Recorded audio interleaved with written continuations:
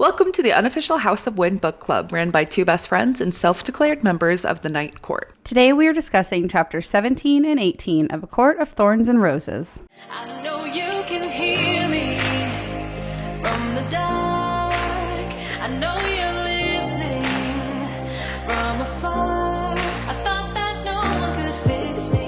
Can't get hold of my feelings with you in my head, with you in my heart. I'm not afraid of the dark. Not afraid of it. Not afraid of it. Not afraid of it. Hi, Libby. Hey, Abby. Pretending like we haven't talked for the last 30 minutes, but yeah, oh my god, hi, how are you doing? Right. This is the first time we've spoken in forever. How's your week been? It's been fine. Nothing too crazy. I mean, okay, not. I was gonna say, that is a huge lie. That's not completely true. I guess like I had a fun interaction. I found it completely amusing. Going through the Starbucks drive-through. Side note, I miss Starbucks. Oh, I forget that you don't have some of these things in Europe. It's fine, continue. It's fine. Yeah, so I had some errands to run, and I was like, you know what? I have finished my errands. I'm going to get a tea from Starbucks because I'm all about their Passion Tango tea thing. And so I am listening to my comfort book on Audible. Which ACOTAR book is that? A Court of Mist and Fury. Yep, okay, we knew it. Yeah, Akamath, book 2. Yep. For the millionth time. And I'm like, I'm just going to chill in this drive-through lane. It's not moving terribly fast at all. It's going horribly slow, but I'm going to listen to my book and I'm going to chill, and eventually I'm going to get some good tea out of it. And I start to pull up to go into the drive-thru, and this like red SUV whips around the corner and cuts me off to get into the drive-thru. And I was like, whoa, okay, all right. She must have been in a rush. Right. Like I was like, man, like they really need some coffee. They need their caffeine. And I have nowhere to be. So I'm in no hurry. I'm not mad. I don't honk. I don't throw my hands up. I have no reaction to this. So I let them cut me off. And they get in the drive-thru lane, and it's right at the entrance where, like, once you're in the drive-thru, there's no backing out of the drive-thru because they're blocking the entrance. We're sitting there for quite some time, and a lot of cars have moved forward in front of the red SUV, and there's like a 2-car gap now, and like they are essentially going to be the next person to place their order, but they're still sitting at the entrance. Like I can see that they're on their phone. I want to get her attention, not to be a jerk, but to let her know, hey, it's going to be your turn. I do the tiniest little beep. I don't even like fully press on my horn. I just do the tiniest little beep just as a heads up. If this were me, I would have just been like, oh yeah, hey, my bad, and moved forward. That's it. That's all there is to it. No, she moves forward. And I'm not even like looking at her at this point because what is there to look at? What's the deal? But I feel eyes on me. Like I feel like I'm being watched, and I look up at like her mirrors, and she makes eye contact with me, and I don't know how this woman's head is attached to her body. The way she threw her head around, it was like a bobblehead. It was insane. It was like a horror movie. It was ridiculous. She threw it around and like made a face at me. And I think she was like, I don't know if she was just trying to be like, what's your problem? Like that was the vibe I got from it. All right, wasp Karen. Yes, that is the best description that there is for it. It was so funny that like I just smiled so big, and I'm like laughing, and I can't help it, but it was just really funny. And this definitely triggered her. Like you could tell that this made her even more mad. And she kind of like, she shook her head up and down in a way that was like, okay, yep, okay, it's on. And I'm like, oh crap, like what have I done? And so I spend the rest of the time in this drive-thru line listening to my audiobook, looking in any other direction, even though I can feel her watching me. And every time I take a peek, she is staring daggers. I would have laid on the horn.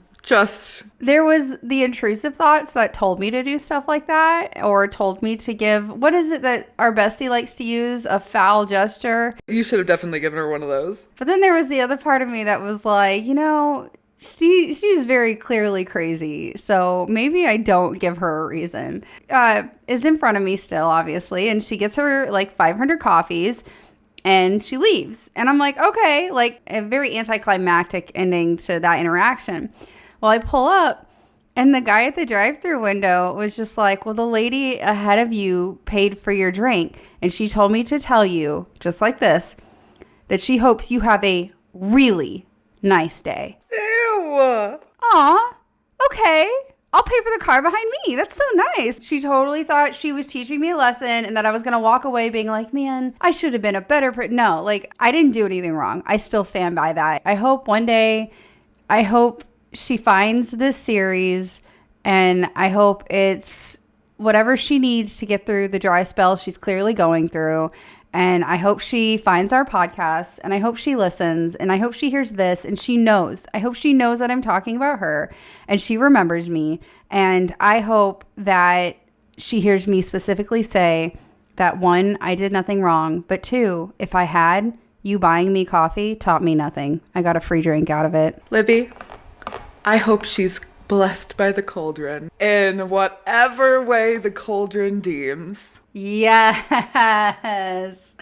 I found it entertaining. I liked taking her hateful, spiteful way of buying my drink and turning it into a very positive energy of pay it forward vibe. So, ma'am, I hope you have a really nice day. What about you, Abby? How was your week? Remember how last week I told you we got sweet baby Luna? Yes. She has definitely made her first week of life with us interesting.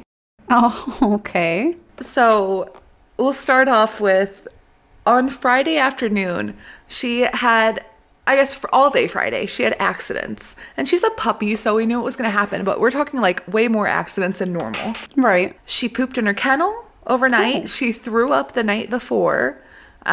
She pooped twice inside after I'd let her out and she went potty. So we knew something was wrong. But then I looked down and forewarning, this is kind of gross. So if you don't like bodily fluids, please like skip forward a minute. I looked down and there's blood in her poop. Yeah, she had Watery bowels. But there's blood in there. And she's like a 12-week-old puppy. She's still super tiny.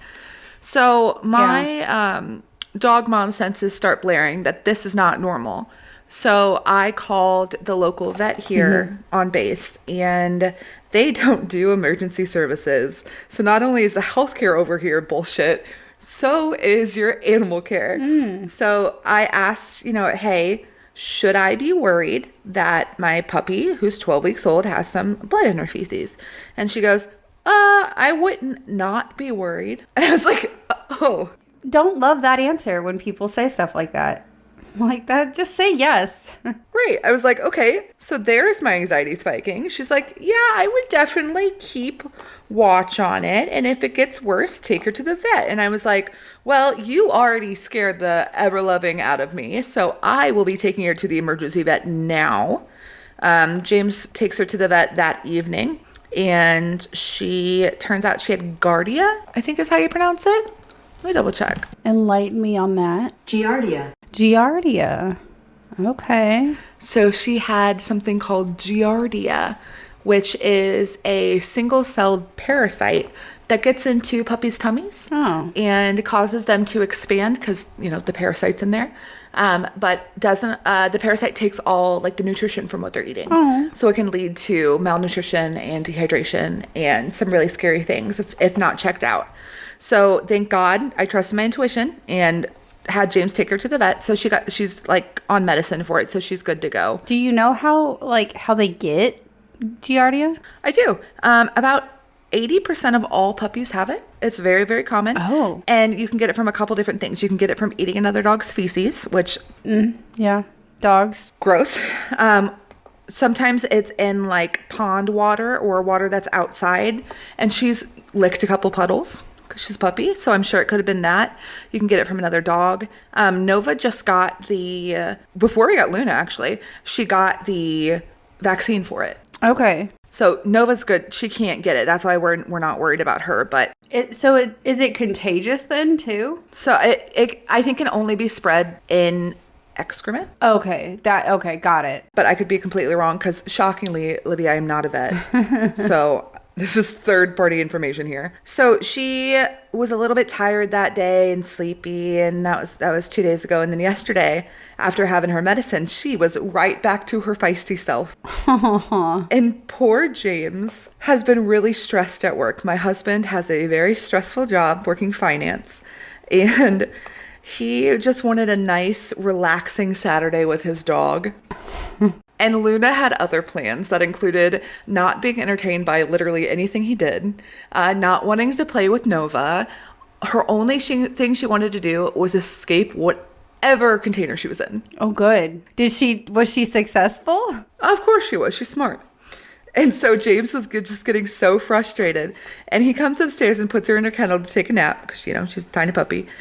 And bless his heart, he comes into the room and he looks so stressed out. And I said, honey, what's wrong? And he's like, I don't know what to do. She won't go poop for me outside. She won't stay in her pen. She is trying to get into everything under the sun. I don't even have 30 seconds to myself. And I busted. I've been dealing with this dog all day, every day while he's at work. She causes me zero issues. And so it made me laugh so hard because this guy's so stressed out. Not only is Luna just being a butthead, she also decided to get a parasite. And I'm like, welcome to the family, girlfriend. You fit right in. She's a perfect fit. That is great. I'm sorry, James. Not great for you, but still. And then I have a part 2 update from last week. Remember how I told you that I fell and thought I had a concussion and things? Yeah, where you almost died. Yeah. Yeah, that one. So, update. I fell really hard and have a really bad bruise on my arm. It is now 5 days later, and it's still there. So that's really fun. I'd say really bad is a huge understatement, but yeah, let's go. Let's keep going. Had a headache for a couple days afterwards. The works. But not only did I have the headache and the bruised arm, I pulled a muscle in my back. Abigail, oh my God. From falling. And so for the last 4 days, I can't sleep on my back right. So just wanted to keep you updated. I'm not dead. I am in pain. We're just all very concerned about you, Abby. It's fine. Okay. Well, Libby, question of the week. What's our question? This week is, are you a foodie or do Hot Pockets and Wow. Hot Pockets. Hot Pockets. I am already unable to speak. Are you a foodie or do Hot Pockets and ramen noodles suit you just fine? What's your favorite food? I would say I'm a foodie. Very much so. I want to someday make a cookbook because I really like to cook. I mean, depending on the mood, I really love Hot Pockets and ramen. So yes, that's a trick question. Yes, they suit me fine. And yes, I'm a foodie. My favorite food is kind of a tie right now. Fresh, we've talked about this. This is the first thing in the podcast. I love fresh baked bread here in Italy. So like fresh croissants, or they make like really good focaccia here. So that's a favorite. If I'm making stuff at home, as lame as this sounds, I love a good salad with couscous in it. Delicious. And then my favorite sweet food is called gooey butter cake. Oh, yep. It is a St. Louis staple, and it is, so good. I'm having my mom make it for me for my birthday this year. And you got to get it from the right places too. Yeah, homemade from my mom. That's the only place. What about you? Yeah, fair enough. I have to agree. I have to agree. I have to say it depends on my mood. Definitely a foodie. Okay, we go to Disney quite a bit. We love Disney, and yes, you are Disney adults. Oh man, we're not Disney adults in the sense where That is a lie, everyone. That is the biggest lie she's ever said on the podcast. Okay, look. The point is, at Animal Kingdom, there is a restaurant. It's called Yak and Yeti. And they have these ahi tuna nachos. That sounds so good. Oh my gosh. It's okay. It's like the best thing I've ever had. And I am still dreaming about it. Do you have a picture of it? I can get a picture of it. It's got, there's Asian slaw, crispy fried wontons, wasabi aioli, sweet soy glaze, and then tuna, ahi tuna pieces. And it's just, oh my gosh. And it's not like hot nachos. These are like a cool nacho. It's still, but hands down, it's like the best I've ever had. The best nachos I've ever had. And I still dream about them. But at the same time, I really like cup of noodles, the spicy chicken cup of noodles. I was about to say, I know you and Skylar are cup of noodle fans. We have so many ramen noodle packets and cup of noodles in our pantry. Like, we are stocked up. So it depends. It depends on the time of day and the mood I'm in. I've decided that is a trick question. It is. Nice try. Well, Libby, we've got some long chapters this week. Monsters of chapters. So much so that when I was doing my recap, I swore I accidentally did 2 chapters in one because I have 6 pages of text. I kept checking. I was like, am I still on the right chapter? Because this is not ending. You ready to start your never-ending chapter? I was going to say, with that being said, maybe we should get to it. Chapter 17. Feyre is startled awake from a night terror filled with the surreal and the naga, but mostly from a faceless woman dragging her nails across Feyre's throat, slicing it open with ease, spilling her blood out and choking her. Feyre grabs for her neck once awake to reassure herself it wasn't real. Before relief can come, screaming sweeps through the manor, and Feyre is at the top of the stairs in a heartbeat. The screams mirrored those of animals she had killed in the woods but had unintentionally suffered during her takedown. Feyre watches as Tamlin carries a screaming blue-skinned lesser fae fairy over his shoulder with ease, blood pouring out and down the injured fae's back, soaking Tamlin in the process. Feyre notices a knife missing from Tamlin's belt. Lucian swiftly enters the foyer below Feyre in the grand entrance and shoves the contents of the table, clearing the space to lay the injured fae. Tamlin gently places the injured male on the table as Feyre hurried down the stairs to assist, however possible. The injured fae had no mask, allowing Feyre to see every ounce of agony across his face. Tamlin tells Lucian he is a summer court fairy that had been dumped into the spring court just past the border. The injured fae cries out that she had taken his wings. The mysterious she had done this. Tamlin summons hot water and bandages with a flick of his wrist, and the fae male repeated again that she had taken his wings. Tamlin spoke softly to the male, and Feyre joined across from him, absorbing the damage that had been done to the being before her. Feyre realizes the wings hadn't just been taken, they had been ripped off this fairy. The tears were jagged and uneven, almost appearing sawed off.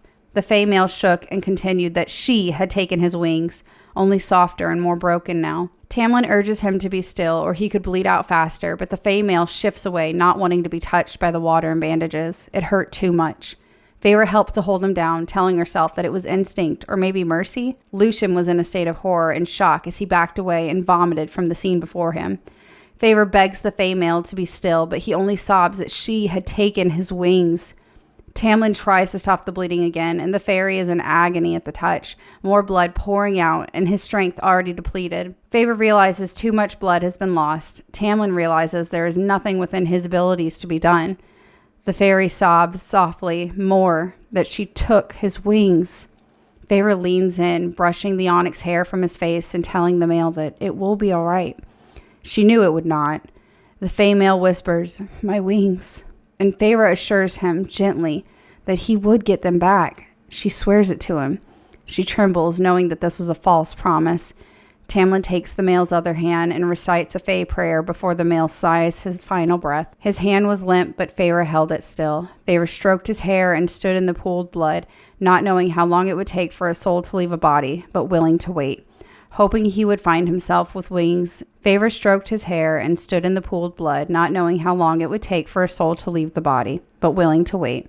Hoping he would find himself with his wings in the place where he would now be.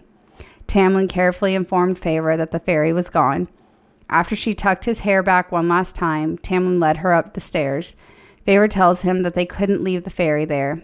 Tamlin tells her he wanted to walk her up the stairs first, and Feyre realizes that Tamlin would be burying the body of the fae soon after. Feyre pleads to go with him, but he is firm in his answer, no. He says he must do this alone. Feyre understands and nods her acceptance. As she turns to go, Tamlin asks her why she would be so kind. Feyre does her best to explain without breaking that she wouldn't want to die alone. She would want her hand to be held too at the end, and then a while after. She admits her regret for killing Andres and for allowing herself to feel such hate. She wants to undo it all. She can only say how deeply sorry she is. Tamlin now nods his understanding and leaves to bring the fae male to his final resting place. Feyre watches as Tamlin carries the Fae beyond the moonlit garden and doesn't glance back. Chapter 18. The following morning, Feyre found the blood from the dead Fae had been cleared up before she left her room. Granted, she made sure she took her time getting ready and didn't leave her room until almost noon. She wanted to find Tamlin to explain just how sorry she was about the whole Andreas situation. She realized that if she was going to stay there with him, she should try to mend their relationship. Lucian and Tamlin walked down the hall together.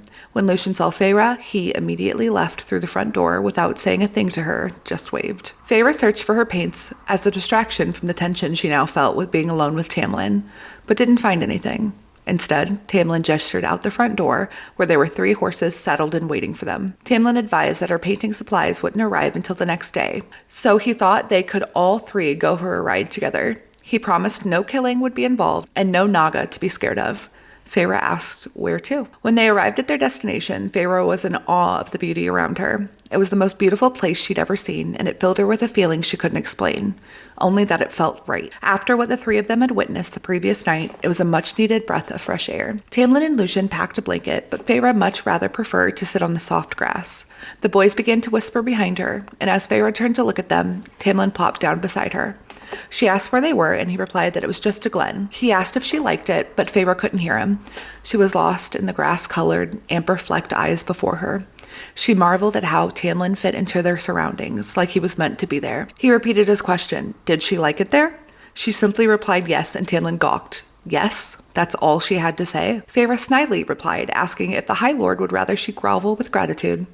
Tamlin replied with, "Oh, the Suriel told you nothing important, did he?" Feyre said that the Suriel had also told her that Tam likes to be brushed, and if Feyre was smart, she could train him with treats. Both Lucian and Tamlin busted out in laughter. Lucian so much so that he said he might die of shock that Feyre actually made a joke. She mocked that Lucian didn't even want to get her started on what the Suriel said about him. Lucian popped a bottle of wine, drank from it, and scoffed. "Brushed," he said, before laughing again. Tamlin pulled Feyre to her feet and asked her to follow him. He had something to show her. She followed him, but Lucian didn't, continuing to drink his wine on the blanket. Tamlin led them down the hill towards a sparkling silver pool that Feyre could tell wasn't made of water, but something more special. He bent down to the pond and cupped the liquid into his hands. Feyre joked that the liquid looked like starlight, and to her surprise, Tamlin explained that's exactly what she was looking at. He didn't know how or why the starlight was pulled into the pond in his court, because he never asked. Tamlin began unbuttoning his shirt before asking her to swim, and Feyre hesitated. Naked and alone with the High Lord? She stuttered her no. She asked him why he brought her here, and he replied that it was his favorite glen to go to as a child. Prodding, Feyre asked when was he a child? All Tamlin said was that it was a long time ago. Feyre pushed. Was Lucian okay after everything that had happened the night before? Tamlin shrugged his shoulders and quietly began to explain that Lucian had gone through a lot of things that would make nights like the previous one hard. Tamlin explained that Lucian was the youngest of 7 sons of the High Lord of the Autumn Court. The Autumn Court was a beautiful but ruthless place. The brothers only saw each other as obstacles to get rid of in pursuit of the throne. The eldest didn't get the throne in Prythian, but the strongest. Lucian didn't care about being a High Lord, so instead of chasing the crown, he did a whole bunch of things he probably shouldn't have as a son of nobility, especially not fall in love with a fairy that his father didn't deem to have the correct bloodline. Lucian couldn't care less that she wasn't High Fae, and was planning on marrying her once their mating bond had snapped into place. Together, they would leave the Autumn Court completely. Lucian's father detested the plan and had her executed. The High Lord of the Autumn Court made his 2 eldest sons forcefully hold his youngest and watch his true love die. So then Lucian left. He abandoned his title and walked away. 3 of his brothers wanted to kill him, so they went out to follow him. Only 1 brother came back, the others killed by both Lucian and Tamlin separately. Tamlin had the right to kill because the brothers had wandered onto his court, which technically threatened the peace to his land. Lucian was then taken in by Tamlin and became his emissary and had stayed ever since. His father never apologized, and Lucian never forgot what they did to his love. Feyre understood now, at least a little, why Lucian acted the way he did. Her heart began to ache for Lucian, and she found herself needing to change the subject. She asked what would happen if they drank the water. Tamlin said legend was they would both be happy until their last breath, and maybe they both needed a glass. Feyre said the whole pool wouldn't be enough for her. Tamlin exclaimed that the cauldron must have set down a miracle for her to have made 2 jokes in one day. She smiled. He asked what would make her happy, and she didn't have an answer to that. She had never thought past surviving. But after a few more jokes from Tamlin, she decided a swim would suffice to make her happy now. She stared Tamlin in the eye as she began to unbutton her tunic, pants and ended only in her undergarments. She walked to the edge of the pool as Tamlin's eyes drank her in, eyes drawing over her from head to toes and back, ever so slowly. He smiled back at her and button by button removed his own clothing. The laughter in his eyes turned so quickly to lust and need that Feyre had to look away. She only managed to glance at his now bare chest that was so unlike Isaac's.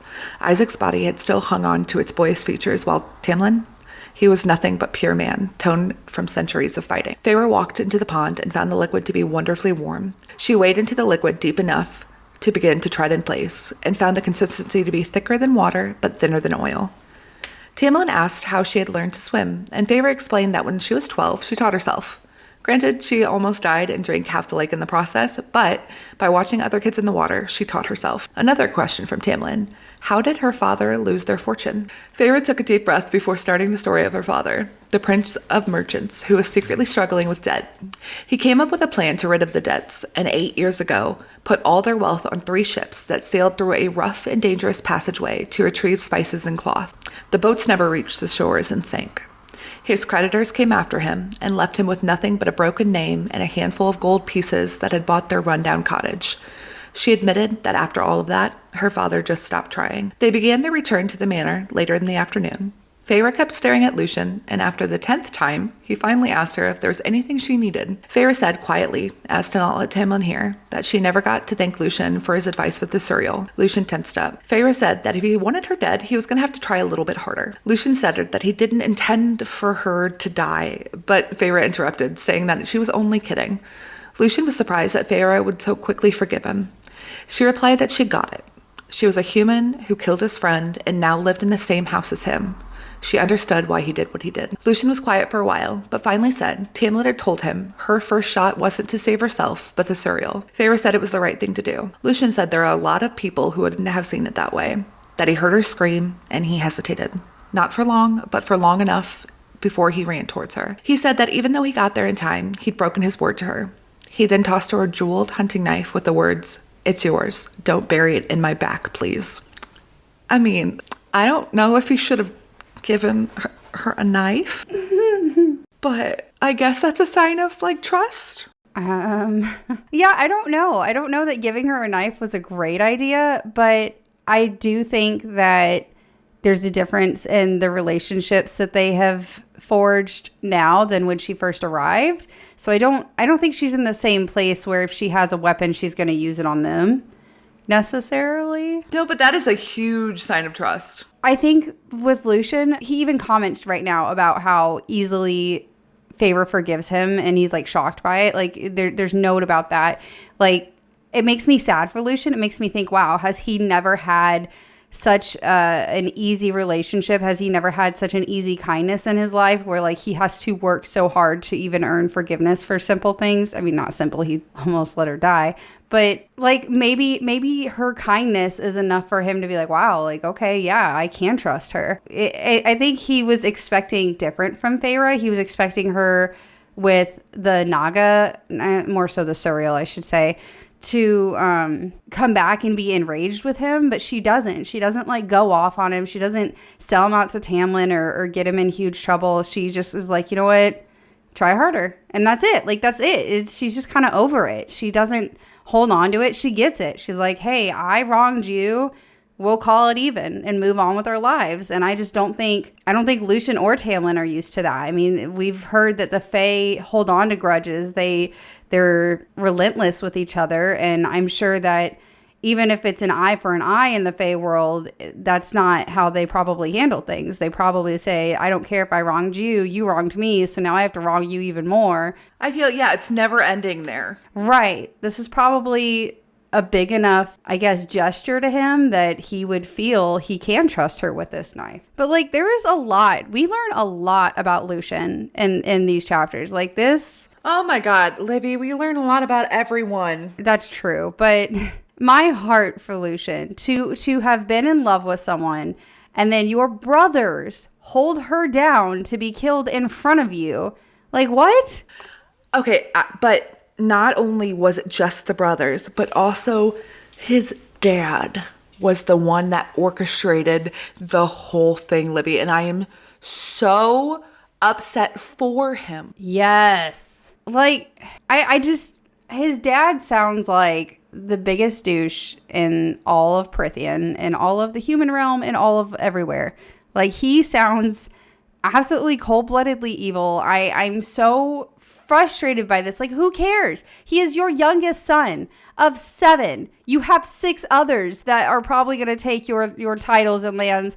Why does it matter who Lucian, like, fools around with? Who cares? But it does to him. You know what it makes me think of? It makes me think of, like, have you ever watched The Crown on Netflix with the royal family? Yes. Well, I've watched a couple episodes. So in The Crown and with the royal family, we know that in the 70s and 80s, probably before then too, the image of whoever the said royal member of the family was fornicating with or dating or possibly marrying was a very controlled thing. They had to approve anybody that they were in relationships with, especially being married to. And I mean, we saw Princess Margaret. She went through how many relationships? She went through a lot of tumultuous relationships because she wasn't allowed to just marry the person she wanted to marry. And I mean, even Prince, well, now he's King Charles, like he probably wouldn't have married Diana if he hadn't had so much pressure from his family. And it's just, we see when your family steps in to push their beliefs and what they want for you to portray to the world with your relationships, it's almost always a disaster. And that's the vibes I'm getting here, is that the Autumn King or the Autumn King decided it wasn't a good enough image, so he's gonna go kill this chick. In his weird, twisted way, he wants what's, quote, best for his son. I disagree. No. I think he wants what's best for him, and to do that, he has to control the things his sons do. That's personally what I think. But I could see it from his side, like his father's side, like view. Okay. He's got all of these sons. He's the High Lord of the Autumn Court. They've got a bloodline to keep clean, keep pure. And the only way to do that is with high fae blood. So, ugh, gross. Okay, but you had to kill her? Like, you couldn't, there was no other options here? Like, what? oh yeah, no, this man is evil. This is what makes me so mad. He had his 2 eldest son go and hold down his youngest and then murdered his love right in front of his eyes. I mean, like, you haven't heard of banishment or, like, literally anything else? Anything. But that was the thing that would hurt the most. And congratulations, dearest Autumn King. You really fucked up your son. Well, the thing is, he could have gotten what he wanted without taking it that far. He went that far just to cut down Lucian, just to hurt him. Which, and like the fact that his brothers like were like, oh heck yeah, let's do this, and then they chase him down. 3 of them chase him down to kill him when he leaves. What is with this family? What is with all of these family dynamics, fae family dynamics? This like, Okay, but listen, only one comes back. That's, yeah. That should tell you something. So let's do the math here. If there was 7 and now 2 are gone and he is one of them, there are 4 other brothers now, right? You know what? Yes, that's true. You know what? Like at first though, before we find out that Lucian and Tamlin, took the axe to 2 of them, there were 7 sons. The Autumn King had 7 sons, and him very clearly being evil of some sort. There are 7 courts. I wonder if he was hoping to do like a mass takeover. It's a conspiracy theory, complete my own made up conspiracy theory. If at one point he had this idea that he would use each son to take over a different court and rule over them all type thing, Maybe. Obviously 2 are now dead. It's not going to work. Math ain't mathin' anymore. So the plan's spoiled. But you know what? Personal message for the Autumn King. Die mad. Die mad, you ass. Yeah, he's not my favorite human.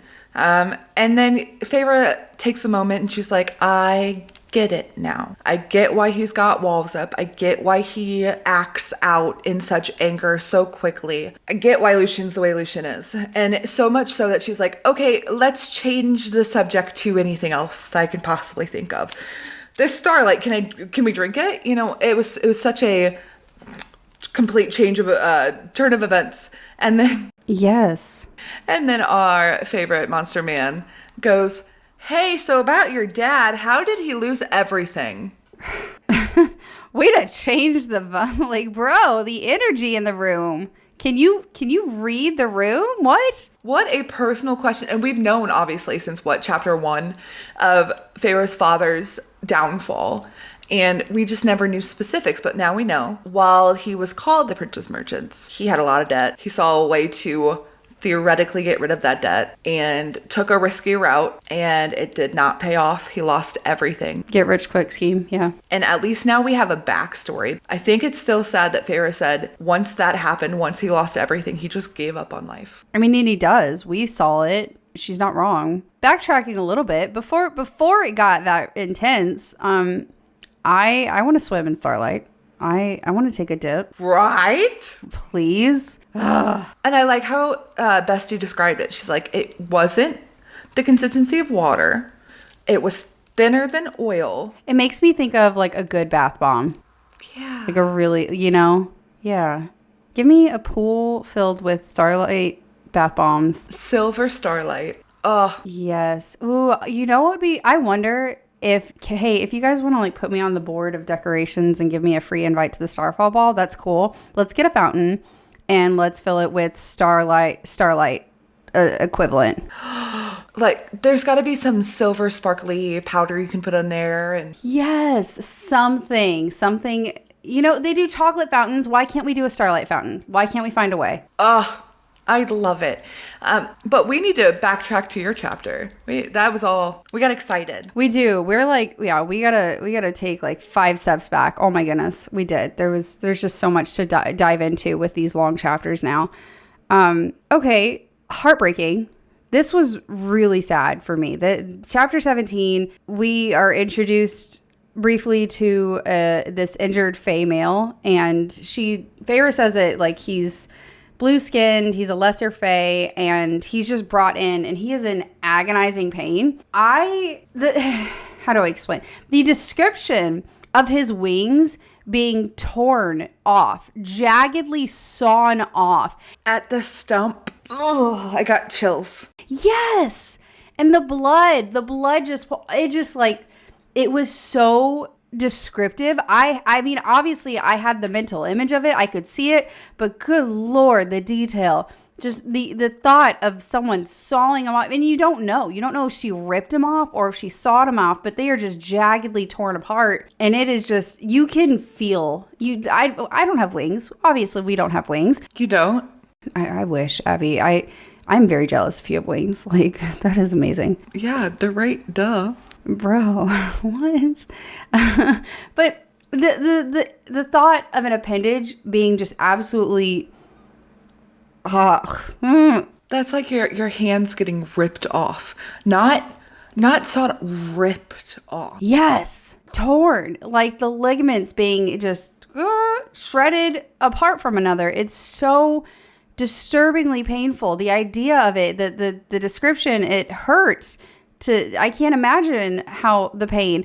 But what really hurts me is how he's just like, my wings, like he's broken. He's just like, my wings. Well, he's not. I don't even think it's broken. I think it's shock, because Yeah. obviously he's in pain. But the shock of, imagine somebody taking your hands. You'd go, my hands are gone, and that's all. So he's stuck in a loop of my wings, and bless Lucian's heart. Yes. He can't. Oh. Lucian can't. Oh no, absolutely not. And we learned a little bit more why he can't in your chapter, but at that point we're like, what? Lucian, get in there, help. And he can't do it. He's backing away. But Feyre stood up and did it. And I was like, there is her character standing by somebody's side while they are dying from a horrific death. She stood by their side. And actually there's a point in here that it's not a favorite quote of mine, but it is one of like the emotional sentences. It says, "Death wasn't just hovering in this hall. It was counting down the fairy's remaining heartbeats." Yes. When she takes his hand and tells him he'll get his wings back, I was just like I was very choked up. Like, to me, I would want that. Obviously it's not going to happen. Obvious, and she's like almost guilt ridden with the fact that she's lying to him. But if I'm, Yeah, she's like, "This is the first promise I've ever made that was empty." you know what though, I would want that. I would want the comfort. If I'm in my last moments, why make it harder for me? Why make me more? Why take more away from me? Give me the comfort. Give me the peace to cross over without with something. That's exactly what she gave him, because after she goes, he's like, "You swear I'm going to get my wings back? You swear?" She goes, "Yes." And that's when he passes away. And oh my gosh, the prayer that Tamlin says over him after he's passed was just so beautiful. I'm going to read it. It said, "Cauldron save you, mother hold you, pass through the gates and smell the immortal land of milk and honey. Fear no evil, fear no pain. Go and enter eternity." I am saying this now. If I die, please read that at my funeral. That is beautiful. I love it. It is just, it's such a sweet thing for him to do.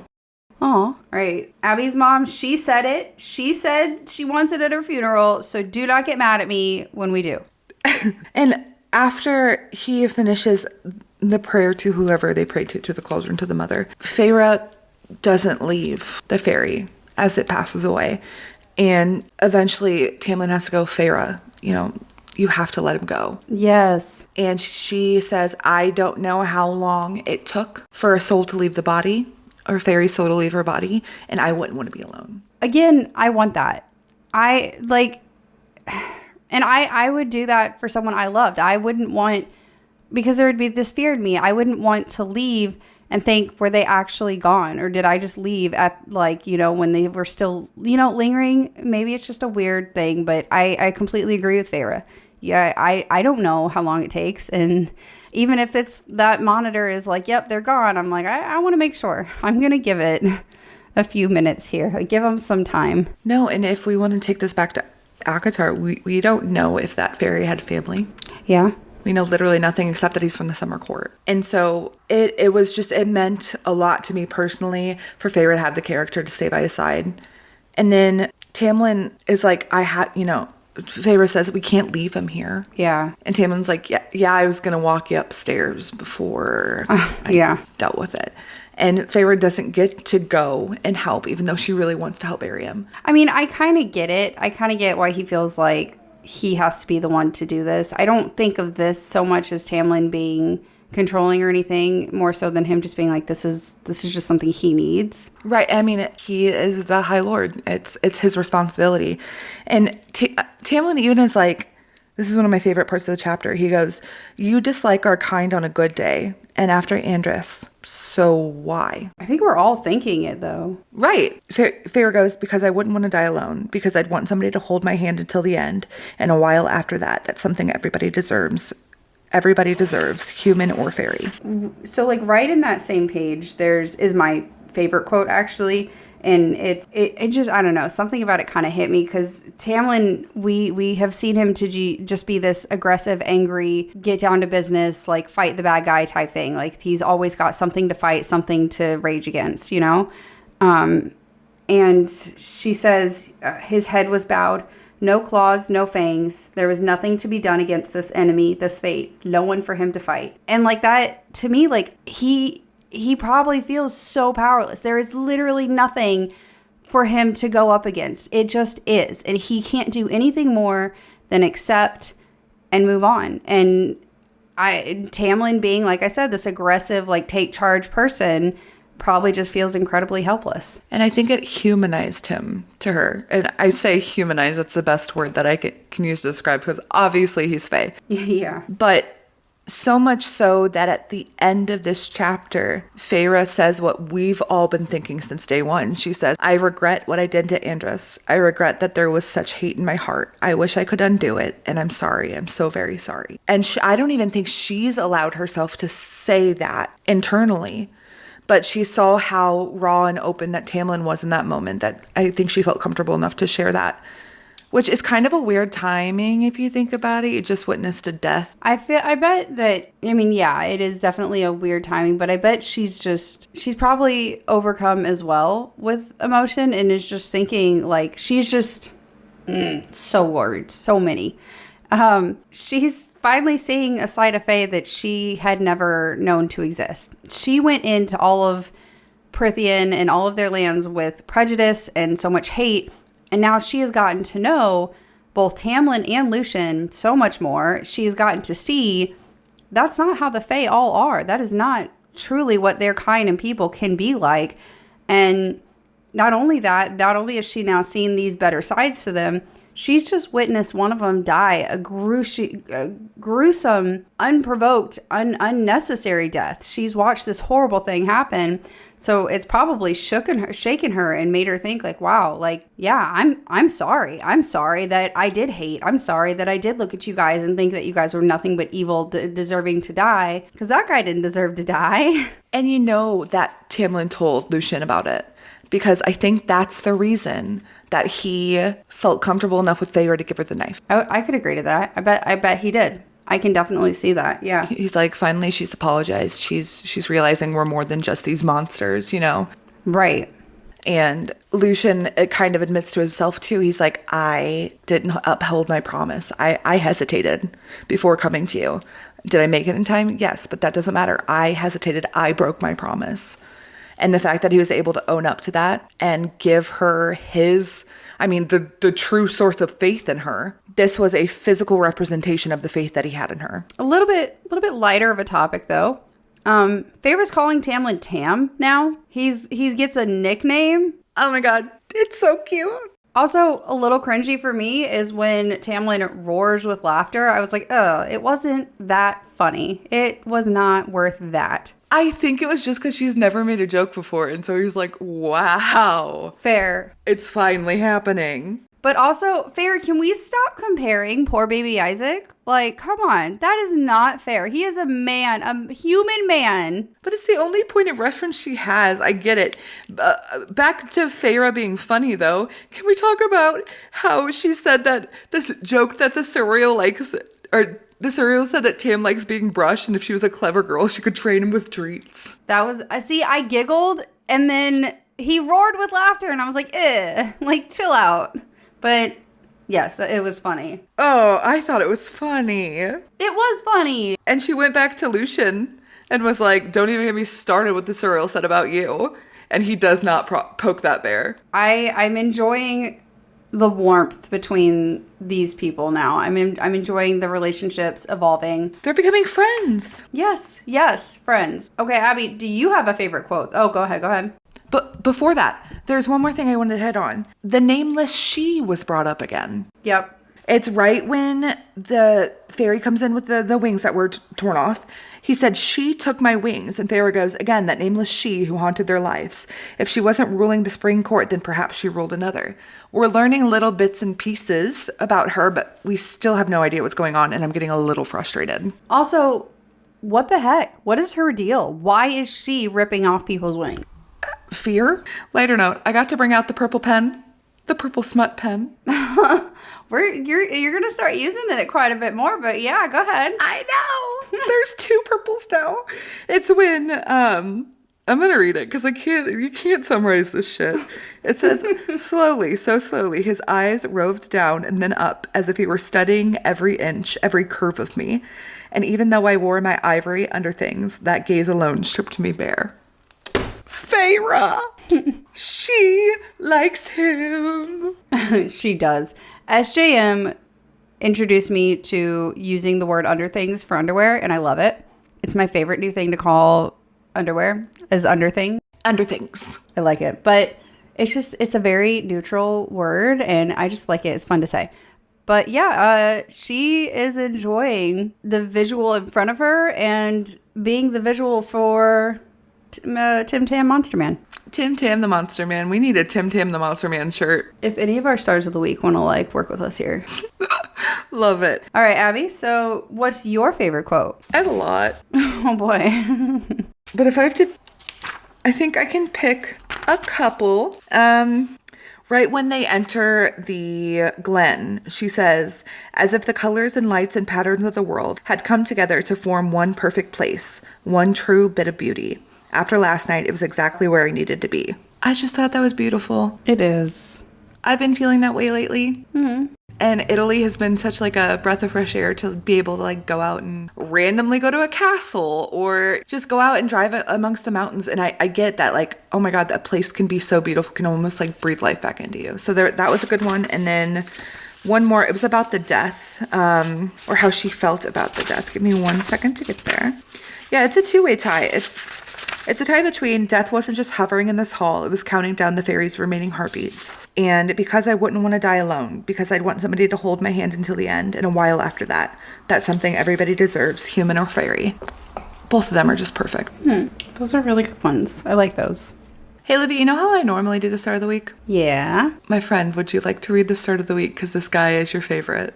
Yes, I really, really would, because I found him on TikTok a while back and followed him a long time ago, and we sent him a message, and I fully 100% did not expect a response back. But our star of the week this week is at Connor the Bard, and it's at Connor_the Bard on TikTok, and he does cosplay, and he tends to cosplay as Rhys-Ann from ACOTAR, and yeah, I fangirled. I fangirled really hard. I was very excited about this. He says, so I got into theater when I was super young. I came from a theater family, but my parents worked for the U.S. Forest Service, so I grew up in some pretty rural places. Stories became how I entertained myself. Books, musicals, movies, etc. I would hyperfixate. Getting my MFA in acting led me to the East Coast. The pandemic hit theater hard, and it still hasn't fully recovered, so I found myself turning to other ways to tell stories. TikTok led me to D&D talk, which became a gateway drug to cosplay, fantasy, and spicy book talk. I ran across a creator named Kat Nicole who inspired me to pick up ACOTAR. I started reading at the end of April and started posting thoughts and reactions. The response was insane, and the reactions became more and more elaborate. Read unhinged. Almost without even realizing, as these videos evolved, I realized I was becoming more and more comfortable being myself, letting people see me in these videos in a way that I hadn't let many people see me in a long time. The ACOTAR and Book Talk community have been incredible, warm, and welcoming, and I have gotten to connect with some incredible people. What I love the most about this is that I don't know where I'm going. I'm reading and experiencing these books in real time, and as the story evolves, so does the content I post. And to be able to just put yourself out there and have it met with such love and warmth has been an incredible healing.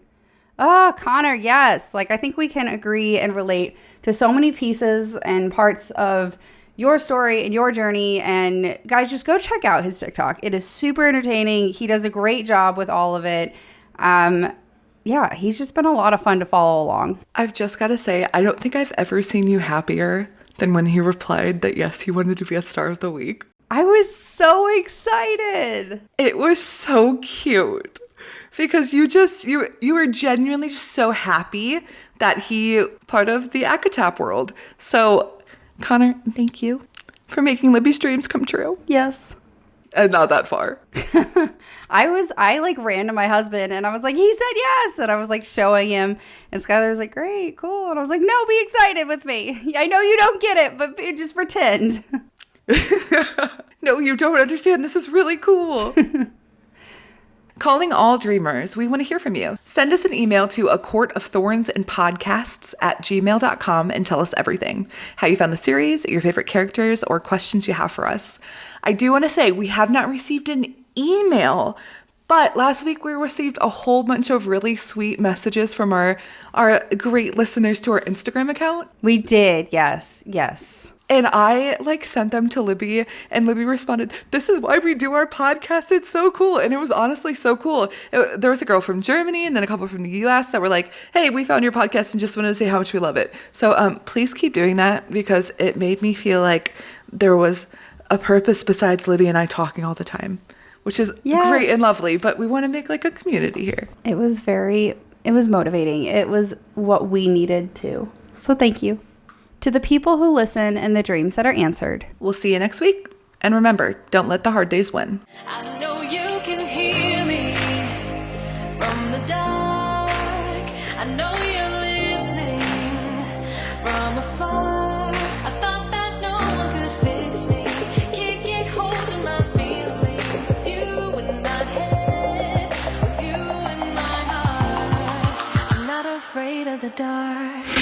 The pandemic hit. The pandemic?